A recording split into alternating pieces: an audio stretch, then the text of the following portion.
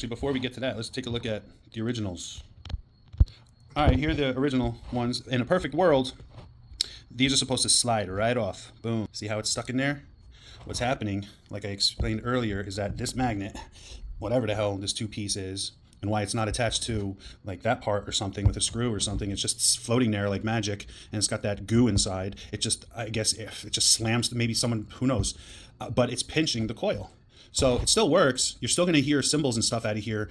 And see, that side, this far side wants to come up, but that is stuck in there. It is slammed. So I wonder if I slammed it this way, you know, would it come out? Did I overzealously rip the other one apart? Who knows? But it's filled with this ferro fluid. Whatever. Got some new tweets. All right, so check that out. What I did was where it was pinched over here, I just slammed the magnet down, and this will move over to the side. See that gooey stuff? That can't be no good. You can see inside. I don't know if the light can catch it, but it's all, the aluminum part is all creased, and that's what's causing that dip in the front. Getting back to what I was saying, so carefully take those three out. All right, once those three are out, that should lift up like that. Pretty nice. And you know what? This probably comes up as well. It'll probably detach from the magnet, but you know what? Let's fucking leave it.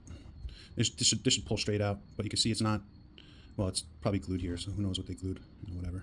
But we'll just leave it like that. And then you would take the new, you know, I might use the new screws on this.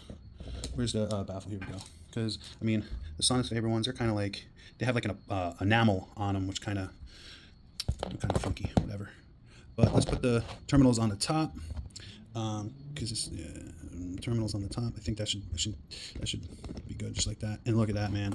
It fits right in there. And let's use the new screws, actually. The screws that came with this tweeter. They're black. They look good.